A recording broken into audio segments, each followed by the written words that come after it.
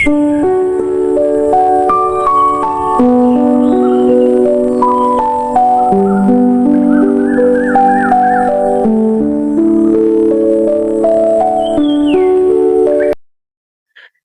सबैलाई नमस्कार, मेरो नाम चन्दन रावल।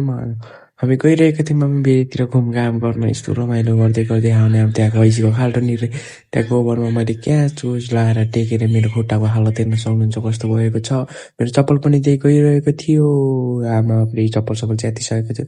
त्यसपछि अब म कराउँदै रुँदै म बेरीसम्म पुग्छु कि पुग्दैन भन्दै म कराउँदै हिँडिरहेँ अगाडि। आफ्नो तिनीहरूलाई हेर्न सक्नुहुन्छ। त्यसपछि मैले खुट्टा धुन गएको खोलाको भारती खोला भन्ने ठाउँमा, भारती खोलामा मैले खुट्टा सुट्टा धरेर म चमक्क पारेर खुट्टा सुट्टा चम्काइसक्यो। मेरो चप्पल पनि चम्किसक्यो मेरो चप्पल। हामी त्यसपछि गयौँ, हामी सोचिलो डाँडाको आर्मीहरू धेरै धेरै आइरहेको रहेछन्। भाइरल रोड हो यो, भाइरल रोडमा मान्छेहरू धेरै थिएनन् आज। हामी यस्तो घाममा हिँडिरहेका थियौँ बेरीतिर माछा मार्ने भनेर।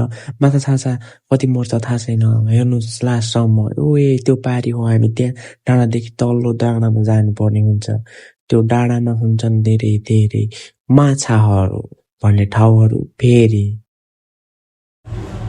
त्यसपछि हामी गयौँ बिस्तारै बिस्तारै तलतिर चढ्दै यस्तो तातो तातो बाफमा। त्यसपछि हामी सर्टकट बाटोतिर लाग्यौँ।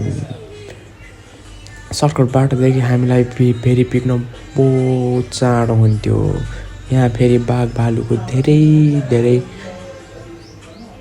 बिकी हुन्थ्यो भन्नाले धेरै धेरै भालुहरू हुन्छ। हामी गयौँ खुकुरी फर्दै च्याउ खोज्दै, च्याउ पनि विषालु च्याउ रहेछ।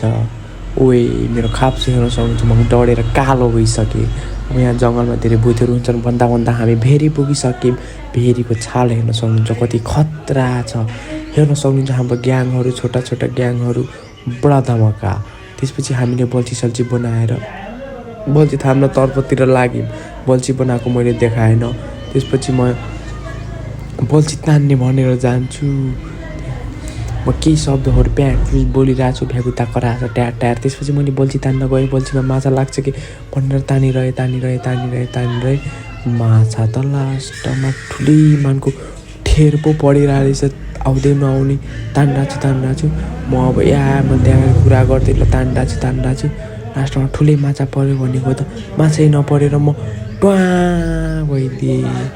भनेको अब यस्तो माछा मराइसराइ हुन्न भनेर फेरि तानेर हेरेको त माछै नै गनेउला मात्रै ट्वाङ्ग। त्यसपछि अनि रिस उठेर फेरि फालेर अनि मैले माछा खिलाउन लागेँ। माछा हेर्न सक्नुहुन्छ हामीले मारेको देशभरिको कामहरू हेर्न सक्नुहुन्छ।